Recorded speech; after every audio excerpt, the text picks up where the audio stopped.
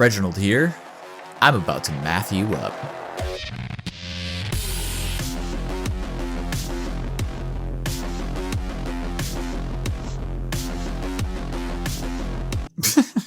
What am I doing? This is so dumb.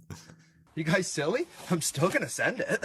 In this video, I will be showing you several things. First, the math and how it works for calculating damage on transonics. Then, some final discussion on Mr. E's build adjustments to my Alpha Primus build, which includes some discussion on Foe Render Creed versus Resurgence, Cleave mechanics with Cord Claw, and his damage concept around System Shock and Retribution Conduit. And I am aware that he made a very funny video in response to my part 1. And most of his suggestions still orient around System Shock and Retribution Conduit, so this video should still be useful to both of his videos. But I did write most of the work here before that video, so if there's any misalignment, just please chalk it up to time. I do want to say two important things by way of introduction before I jump into the math. So just stick with me here. I am aware that it is very silly to be doing a part 2 on a minutia-laced build discussion. And if anyone asked why we kept it aboard, 'twas the 'tis of my lord.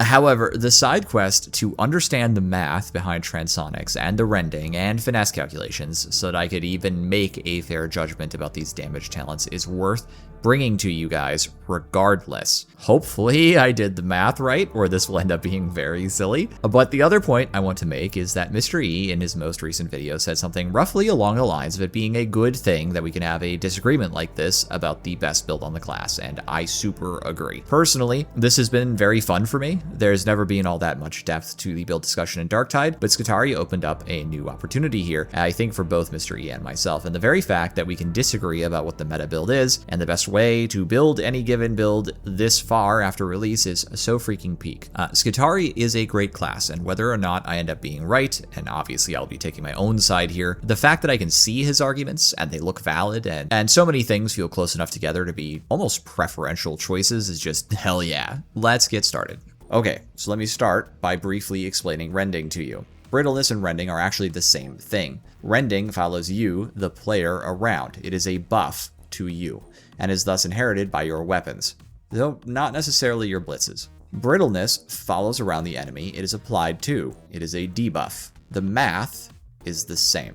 What rending does is modify the armor damage modifier, ADM, of the attack. Specifically, it adds to it. So if you have an ADM into carapace of like 0.1 and add 15% rending, you are actually literally adding 0.15 to that value, so you go up to 0.25 or 25%. Every weapon has a base damage.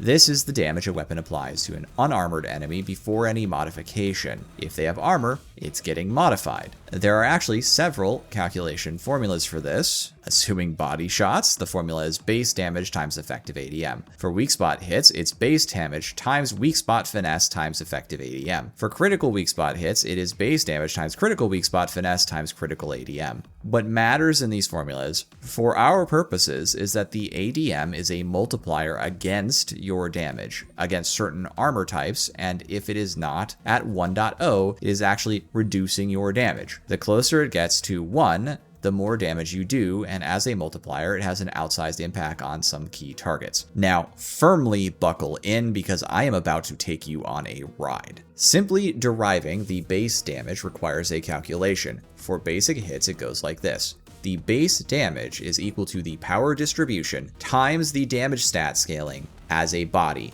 which is then multiplied by the power level multiplier. For the heavy cross attack on the transonic blades, the power distribution ranges from 160 to 320 based on your weapon's roll. This is driven by the damage stat on the weapon.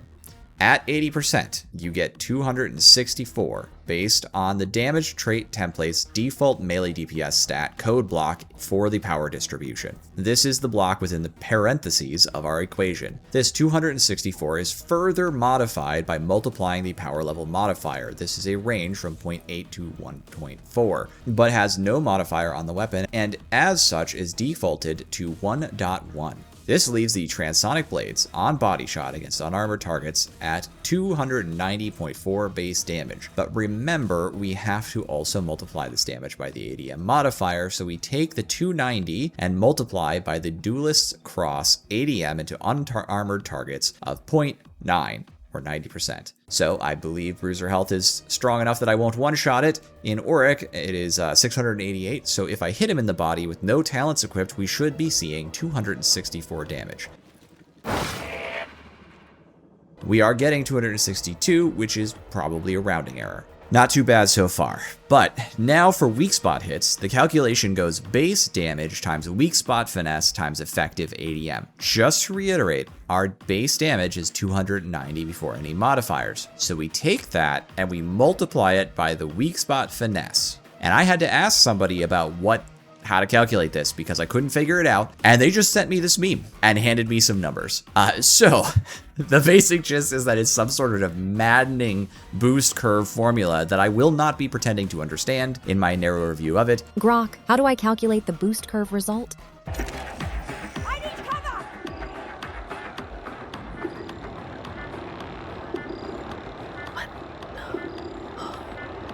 But apparently 2.3365, which should net us an equation like 290.4 times 2.3365 times ADM. And the ADM into carapace for this attack is 0.6. However, that is further scaled by the penetration stat, which requires additional obscure and arcane clamping and lerp interval math to set a modified interval for the scaling. So at 0.6, you need to go to the damage profile settings .damage lerp values, which is in the damage profile settings Lua, find the lerp 06, which has a range of 0.372 to 0.828. Then you use the armor damage modifier range to reclamp the range of the penetration stat from 0.1 to 0.95. So you can use a lerp calculator to find the new minimum, which would be between 0.372 and 0.828, which lerps between 0 and 1, where 0.1 is the target value.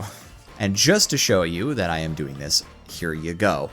This will give us 0.41759 repeating as the 0.1 minimum value at our new clamped range. We're then going to need to do the same thing with the new clamping range of 0.95 of the previous range, which gets us to 0.8052. And this allows us to set our new range for our 60 to 80% modifier roll on penetration, where we can then enter the 80% value for our lerped component, and this will give us the final number of 0.72768 for the actual ADM in this case, assuming an 80% penetration roll.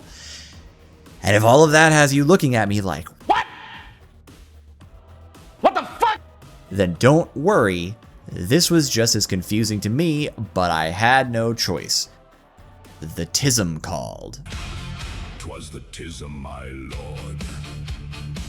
And I was committed once I started what I assumed would be a much simpler formula. So the equation is now 290.4 times 2.3365 times 0.72768, which equals 493.745, which will round to 494.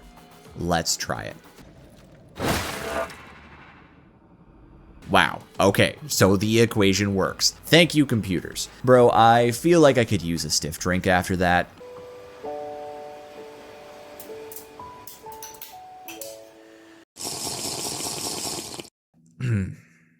We are not done. We need one more equation, okay? And I am not sorry for what I'm doing to you either. The formula for critical weak spot hits is final base damage times finesse times crit ADM. So we take our existing ADM calculation, which was 0.72768, then we need the crit ADM modifier, which is 0.075. Then we go look that up in our base damage table from before and get the range of 0.04 to 0.11. But then we get our stupid Karking crit mod of 0.9 maximum to 0 minimum, and then we need to go back to our Genius Mathematician website by John D. Cook Consulting to get the following two numbers: 0.04, since the bottom of the range is 0, and 0.103 for the top of the range. So now we have our range from 0.04 to 0.103, and we need to get the 80% mark, which will be 0.0904. Okay, so then the 0.0904 is added to the base range of 0.72768. That's the ADM from before with weak spots, right? But now that's being modified by the crit modifier, which gives us 0.81808 as the new Carapace ADM on critical hits specifically for the first target, because it's different for the second target too. So our formula is 290.4 times 2.3365 times 0.81808. Or it would be, but the finesse calculation is actually also adjusted by weak spot crits to include a scale for crit boost, and I still don't understand this part of the problem, but a community member sent me some numbers. So really our equation is 290.4 times 2.782 times 0.81808, which is 660.92. So rounded, we will get 661 with no talents.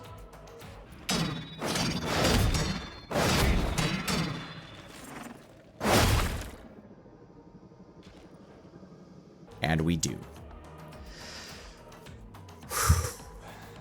Now, all of that was just to get you these two equations so we can actually compare. And so I could tell you that rending fucking matters, apparently. And why? Because it multiplies the product of the base damage and finesse. So if it's below 1, it's actually hurting your damage. Let's just do this real quick. If you are at 1.0, the calculation for a crit headshot is 290.4 times 2.782 times 1, which is 808 damage. This is 22.24% more damage than base. So to get a 1.0 ADM, I need roughly 18% rending. Okay, holy hell, that actually took forever. I'm not sorry, I know you nerds loved it. It's time for the assessment. My build has 22.5% rending between Foe Render Creed and Capacitory Limit Override. This modifies the ADMs on non-critical weak spot hit from 0.72768 to 0.95268, and for critical weak spots, it goes over by going to 1.01077. For those of you who don't know, any overages are accounted for at 25% value, okay? So much reduced advantage to going over, but getting to 1 matters. To help you understand what the value prop here is, on non-critical weak spot hits, these two rending nodes are giving me 30.9% increased damage into Carapace targets. And on critical weak spots, because I'm already up in rending, I am getting 23.6% damage into Carapace targets. It's worth really mentioning that Capacitory Limit Override and Foe Render Creed happens to be almost exactly the right amount of rending to push the ADM for both critical and non-critical weak spot hits for the Transonic Blades into Carapace to 1.0. And since I have to take an aura, if I want 25 additional base toughness, which is kind of required for Havoc, I am taking Foe Render Creed in my build for cheap pathing reasons, really. But Foe Render alone is effectively a 10% buff for my melee weapon against Carapace, and the Cleave has a minor advantage we'll get to later. And together, this is like a 30-ish% buff to my damage output against Carapace. Name 2 other nodes worth more than 15% damage each that I can actually path to. Oh wait, I can do that for you. Most of the good ones are so far away that there's no reasonable way I could get to them without changing the entire build. However, there are 2 nodes I could potentially reach. Since I cannot actually refuse to take Foe Render Creed, because I do need an aura, because I do need the 25 base toughness, I'm going, and also the Cleave has some benefits that we will talk about later. I really only have 1 talent point to move, so I need to find out whether or not there is a node on the tree that I could take without completely reworking my build that would give me at least 15% damage and would ideally provide more value than Rending. So, is there such a node? Well, there are two. There is Mobian Conductor, which gains 15% damage for 10 seconds on ability use, or there is Hydraulic Impact, which gives you 15% heavy melee damage. So the question is this actually better or not? Considering I am keeping Foe Render, a single 15% damage talent will get me, for non-critical weak spots, a 26.9% damage increase over base, or for critical weak spots, a 25.5% damage increase over base, which means I lose about 4% damage into carapace on non-critical hits, but gain about 2% damage on critical hit. This is extremely marginal, but it is real. I will, however, if I run one of these two talents, gain a bit of damage into other targets, which may or may not be actually impactful in every circumstance, but it is not nothing. So we do have to ask the question on whether or not it actually has a real impact on time to kill into any other target. However, before we do that, let's just select the correct one. Of the available nodes, Mobian Conductor is the worst one. The problem with Mobian Conductor is that it's a 10-second duration buff that only happens when I press the Alt button. But most of my testing into targets on the range and in real games, I expect most fights to last longer than 10 seconds. They usually in like the 30-second plus range just for my isolation testing, let alone a field game. And I'm not going to be spending Cord Claw every 10 seconds just for a 15% damage buff. I'll run out of Cord Claws too fast. So the only other thing on the tree worth grabbing was Hydraulic Impact, so I did actually test it. And yes, I got moderately improved horde clear times. Effectively the same armor clear times that I had prior, and it probably has some niche benefits in one-off situations like 1v1ing some ragers or whatever. Oh, and by the way, Mr. E was correct. Rending doesn't do very much in favor of the Cord Claw because it already is overmaxed on rending into almost every target. But Hydraulic Impact actually does because all of the Cord Claw strike attacks, including Axial Slash, are considered heavy melee attacks. So this is a flat 15% buff to Cord Claw. I guess I am shipping a V4 of this build. In any case, though, it was clearly quite reasonable to take Foe Render and Capacitory, since together we're already worth 23 and 30% extra damage on Carapace for the Transonics, depending on crit or non-crit hit. But refining my build is good, so let's move on.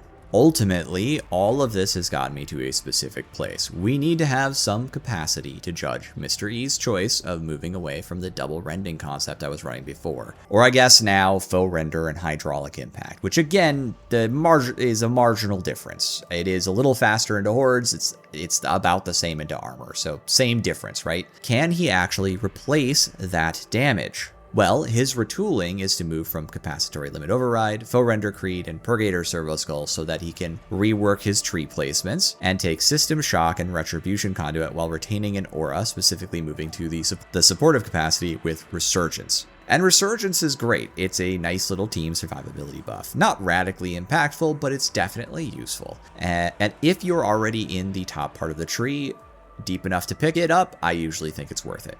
Okay, now, if we take his changes at face value and just throw up a calculation, the first time I crit on a target, thanks to Electrostrike Conduit and System Shock working together, I get 10% brittleness on that target, which is nearly the same value as the 7.5% rending from Foe Render. It's actually better, but I only get the benefit here on my follow-up attacks after triggering the crit related talent. And the second time I crit on the same target, I get 20%, which is merely 2.5% rending value away from what I was previously getting on my previously designed build. So right there, 2 crits is all you need. And Transonics on these builds, having a pretty solid peak crit rate of just shy of 50%, shouldn't have too much trouble triggering it, right? And every bit of rending after that would be gravy anyway, so it's really just 2 crits to just about get to that golden 1.0 ADM. Next, assuming high ability charges, which is not an unsafe assumption, Retribution Conduit provides 35% damage on an electrocuted enemy,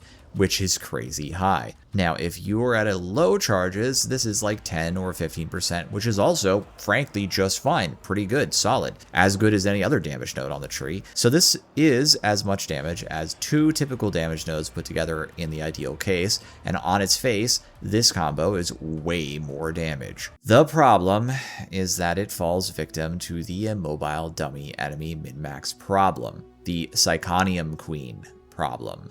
The exact problem that I built this active testing apparatus to check against. The Psychonium and the real video game do not have the same behavior. Everyone knows this, but that doesn't stop everyone from just taking Psychonium testing at face value. The problem in question is that the enemies do not move in the Psychonium, so it's very easy. This is kind of silly, the amount of damage this does, but let me do a crit with a red attack here. Let's do a crit and then an overhead. Crit. Give me a crit. Give me a crit. Well, I did it, and of course I wasn't ready for it. And an overhead. 888, right? It's relatively easy to get a crit and keep hitting that same enemy over and over to show off the big damage number. But when enemies move, Electrostrike Conduit suddenly causes an issue. It's kind of hard when pressured to keep hitting the same guy so that you can trigger all this extra damage, because I'm being forced to move away from the guy I just stunned and locked in place. He's not chasing me anymore, so if I want to hit him and get all of my damage, I probably have to take a riskier position to do it. In my best runs, I was able to clear 37 seconds TTK into Crushers and Maulers target for Havoc 40 armor testing, but most runs were slower, and this comes down to 3 core factors.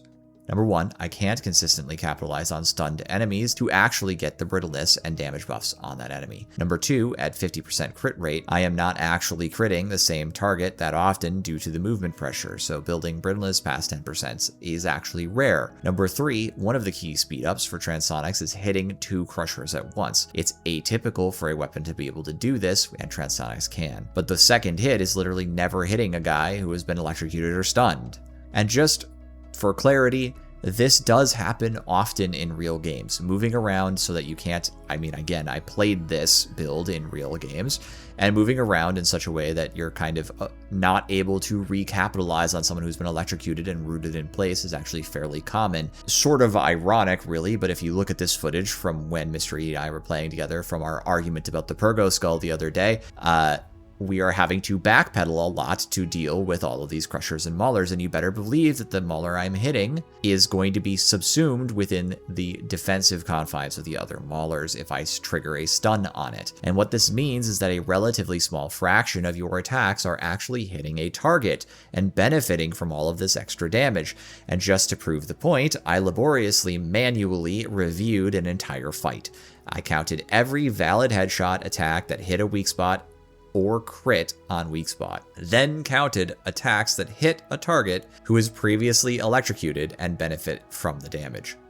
They were almost all weak spots, by the way. I got rid of like 3 attacks. In total, 11 of the hits out of 40 total hits, 1/4 were on targets where they could actually benefit from the talents in question. That is pretty poor performance, and while I am generally quite reticent to use AI, as seen by a lot of my manual labor here, I did ask it for a summary estimate of which of these 2 approaches would have done more damage in the hypothetical over those 40 total hits, and the Machine Spirit spit out 8.6% worse to this build over just having flat 22.5% rending for every attack, because every attack benefits from the rending. The buff is following me, not the enemy. It is a stable increase in damage, which explains why my times from my real testing that I did were on trend mostly worse. And no, it did not do any better into hordes, in case you were wondering. But that's just Transonics. What about boss killing with the Cord Claw? Look at this demonstration. And let's do Slice and Dice as a node for buffing our Cord Claw damage versus Retribution Conduit. We'll spawn on a boss here and we'll test them side by side. Here's our chaos spawn. Okay, so I'm gonna headshot him 2 times back to back with the base Reaper Cord Claw. 1, 2. There we go. So we end up at 61.4. Okay, clear them out. Swap our nodes over. We're gonna remove Slice and Dice and go to Satiated Steel for the better capacitance regeneration. We'll go Retribution Conduit up here. Pop him in. And we'll go 1 and 2. 62.3. So we lost 1,000 damage, but we just did several, how many was this guy spawned in with? Well, there is a reason he stopped at 2.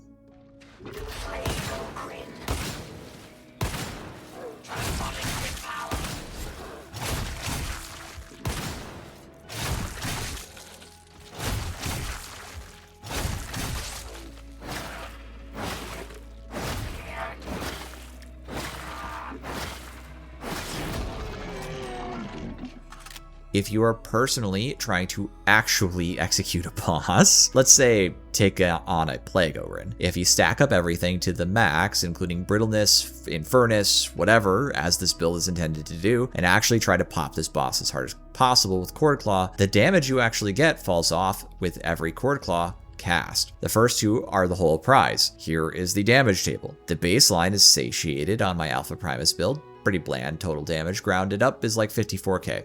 Slice and Dice throws up fully 15,000 extra damage over baseline at 69k. Nice. Where things get really interesting is Mr. E's version of Slice and Dice and Mr. E's version with Satiated Steel. For Slice and Dice, it's almost 18k more damage than baseline, totaling 71k. But that's not much more than my own build with Slice and Dice, to be honest, which was surprising. And Mr. E's version with Satiated definitely is improved by fully 7.7 thousand, but that's still like 10k less than my OG version, give or take. Satiated really dumps boss damage pretty bad. And one other thing I just kind of want to say about this is, for a guy who seems very interested in lightening the cognitive load, This really simplifies what we have to do with our brain, right? Adding in damage over time effects. we now have a boss killing routine that is like 5 steps instead of just hit bad guy until dead. Buffs that require you to track which enemy has been debuffed and which enemies haven't, so you can actually get the advantage of your talent nodes. All of these things are made somewhat easier with mods, but I don't play modded in that way, so I can't usually see how many stacks of whatever debuff are on whatever guy. I have to do it the way every other player who isn't playing niche Modtide does, and every console player does, by feel. But even if I did run mods, I have to run all this extra calculus to make sure I am killing things with the right sets of debuffs. My build's approach is to hit guy until dead, and my build is also faster into all targets. Even if I give this build the ideal scenario of fighting like 2 crushers,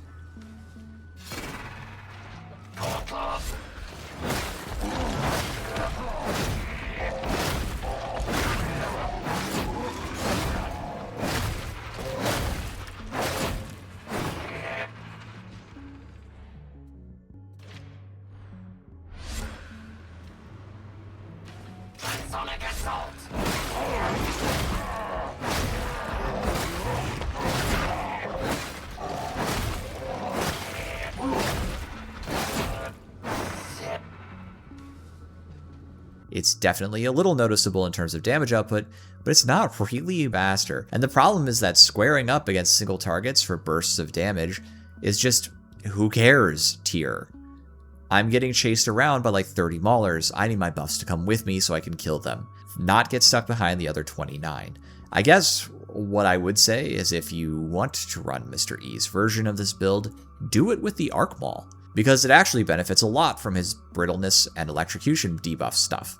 And yeah, I tested it, here's the data. But otherwise, you're going to end up being heavily dependent on either an Arbitrator with a shield showing up to flashbang shock everyone for you, or a Psyker with Smite, because these debuffs... 1659, I mean, I crit there as a follow-up. But I mean, yeah, look at these numbers, right? Because this blade here is being multiplied not only by the brittleness that's being applied to enemies every time we crit, but also they are now electrocuted, they're paralyzed, they can't do anything, and they take 35% additional damage from the follow-up attacks, which is all multiplied in. And this is damage, not melee damage, but damage. Are not reliable enough to trigger off of with the 50-ish% crit rate here, and down prioritized by the fact that it's only affecting single targets at a time. And it's actually hard to stay on them in pretty common situations. Though flensing might help with this a little bit because you'd have a 70% crit rate, I think, give or take. Anyway, ultimately, I think this bears out that I was almost completely mostly right. And sure, I did it by feel at first, since I didn't have mods to test out with until later, and so I've had to update my build a few times to make it better, but the data I started building the last time was already bearing out my idea in the first place, kind of confirming it. Hence the comedy title of this video, where I kind of did nothing and ended up winning. At least as far as things within pathing restrictions I have currently go, and at least within the objective of having ideal armor clear times without sacrificing too much else. Because yeah, sometimes you do actually get the 15 Mauler 6 Crusher armor wave spawn, and you cannot just Claw all that down. You gotta fight it the hard way. And when that happens, I want the best and most stable output. I want a reliable tool, not something with lots of highs and lows, and I want something with good mobility. And transonics do that. And this is, broadly speaking, the best and most consistent way to get top performance out of them within the confines of the other goals of this build. There are better ways to get more value out of my melee weapon. For example, we could look at flensing protocols or voltaic emitter to stack electrocuted on everything very easy, but both of those approaches mean little or a lot less, in the case of voltaic emitter, Cord Claw burst potential. And burst potential is the point of Cord Claw on this build. When I designed this build around Redline, my goal was to first of all maximize for Cord Claw strikes. The whole philosophy of Cord Claw bursts is to match the sine wave of difficulty in the game with the sine wave of available charges of Cord Claw. I am going to use Cord Claw spam to flatten difficulty spikes, but that implies downtime. So I wanted to then pick a pair of weapons and talents, like Purgo Skull, for example, that complemented that goal by having ideal general output during downtime between bursts. So if we consider Mr. E's adjustments to my build using this assessment, then we realize something kind of important. The damage on my weaponry is worse in high difficulty spikes because this whole setup is single target oriented and demands follow-up hits on targets who often cannot be hit multiple times sequentially in those same difficulty spikes where the pile of enemies is large. So there's anti-synergy here. Right when I need the most value is when I have the least, and right when I'm doing little 1v1s that don't have a lot of pressure to the team anyway is when I get the most, on average. Obviously, the game isn't monolithic in state and not all scenarios are the same. There's going to be cases where where the value of this build is actually greater than the value of my build. But my contention is that most of the cases where I need the value the most are exactly when I'm getting the worst output from this setup, which honestly lines up with my experience playing this build, by the way. Also, my build is simpler to play. It's just hit guy until bad guy dead. Now, we needed to check in on the subject of Cleave and how it impacts Cord Claw and other things too. This Cleave comes in my build from Foe Render Creed, which provides 15% Cleave to the whole team. Mr. E's take is as follows.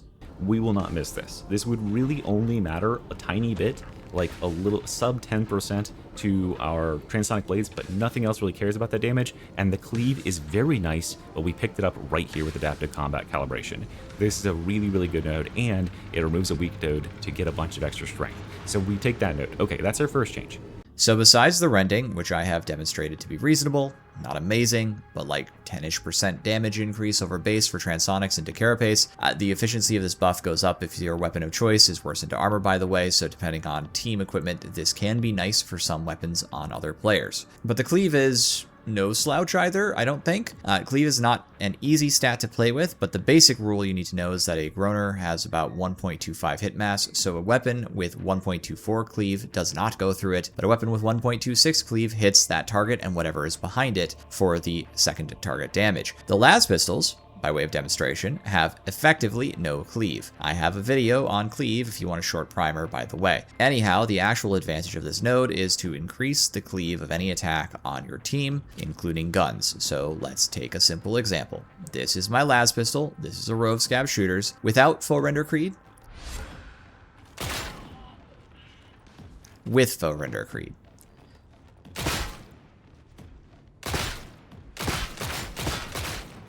In this case, this literally doubles my potential DPS. Very nice. Let's try the Groaners. Without Foe Render. With Foe Render. Okay, that's weird. Groaners should have less hit mass, or should than Scab Shooters anyway. Well, they don't because I'm in a Havoc 40 lobby, as always in the halls of Archivum Sycorax. So let's go visit Magistrati for the Auric test. Boy, I haven't been here since like ye olden days. Against Groaners, I can cleave 2 no matter what. Against Poxwalkers, I can cleave 2 with it and 1 without it.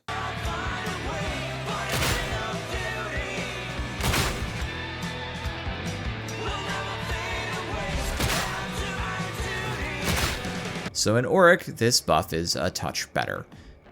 And you know what? Actually, never mind, I'm not that impressed by this. This isn't really impressive. This is like, who cares? But in Havoc, it is a bit niche for sure, yet being able to kill 2 shooters on guns that otherwise can only kill 1 at a time is nothing to sneeze at. Shooters in Havoc are very dangerous enemies, and while I don't have the complete list of breakpoints, this 15% will net you on various gear. I'm sure there's plenty of other weapons where 15% cleave here is basically equivalent to +1 total enemies hit. This is not amazing, and I don't think it's better than Resurgence, but in my opinion, neither aura is worth actually contorting your build to get the way that Survivalist is on Veteran. Speaking of Foe Render Creed, we probably should look at its effect on Chud Claw next. So I brought it up the other day when I was on stream with Mr. E. Cord Claw is a weapon and thus benefits from cleave talents. Axial Slash in particular benefits a lot. A buddy of mine has a cleave maxing build that uses Axial Slash this way, and the damage feels great. In this case, Chud Claw Axial Slash does benefit from Foe Render Creed if you have swung at least once to get the strength buffs up. When you go to swing again, your Cord Claw can cleave an entire extra mauler.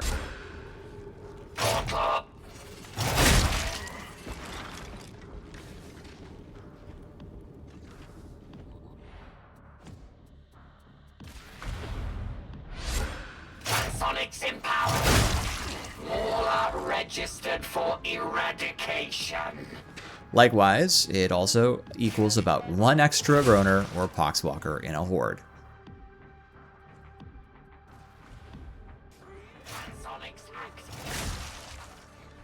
I mean, a kill is a kill. So basically, Foe Render can be summed up as, in some cases, me and my team are going to hit about 1 extra guy, plus 10-ish% damage to Carapace and help for some weapons into Flak and Unyielding. Definitely not the best node, just fine. Ultimately, kind of arguing over minutia kind of stuff. If pathing takes you to Foe Render, don't sweat it. Resurgence is better if you are on that side of the tree though, so take that if you can. Auto. Okay, we are done. A few stray thoughts on my way out, I suppose. I think it's time I work on something else, but remember, I didn't start this, I'm just finishing it. My main hope with this video is actually just that the discussion provides the players with useful information and sort of shows how I think about making builds, and explains little mechanical details that are easy to miss. I've never really dove this deep in a video before, so it was fun, and I hope it was useful. Skitarii as a class has a lot of great build options, and most of them are close enough together in power level that a good build is a good build is a good build. There's probably some better and worst options, but if your build gets within striking distance of the best builds people have figured out on the class, and you like playing the way you've set it up, then you're probably good to go, which is actually how I feel about Mr. E's variant of my build. It's literally within maybe a 15% margin. I guess you could say 8.9%. It's a little worse because a lot of the damage is tied up in hitting the same target over and over to repeatedly trigger dots off crits, but like, I'm sure there's some games where circumstances are going to net you no issues doing that, so in those cases, the build will feel great. And when that doesn't happen, and you get the Mauler Waller density blob, it'll feel worse, and all of it, end of the day, is just fine. Is my build the best build on the class? We still don't truly know. It's definitely in the top category of builds. I think it's my favorite build to play on the class though, so I'm confident in recommending it as a good build to players. It's easy to play without too much complexity to it, and it's fun, which is the most important thing. In any case, warm regards everybody, Reginald. It is important to me to take a moment to express my sincere gratitude to all the people who have made this channel possible. It's a true passion of mine, and I genuinely could not have kept going without your support. A special thank you is due to my strongest supporters. Lyric Scroll, thank you so much for your long-time support. Bloodsheet, your membership means a lot to me. Quintessence of Life, I am so grateful for your vote of confidence in my content. I am also blessed by the support of 4 Savant level members. Your generosity and support is incredible to me. Monolith, Novinitus, Mylater, thank you so much. And T Lampton 1. To my Adept level members, I want to say thank you. Your support is huge for this channel and it keeps the streams alive. Champsor, Ebony, Corbererb, Eric Holmes, Mr. E himself, Career Politician, and JS Dragonfruit X3, Chaos Eddie, and Will Gallant. And finally to Vinny, who has always supported my streams even in the tough times when they weren't working. Thanks so much to you all, Reginald.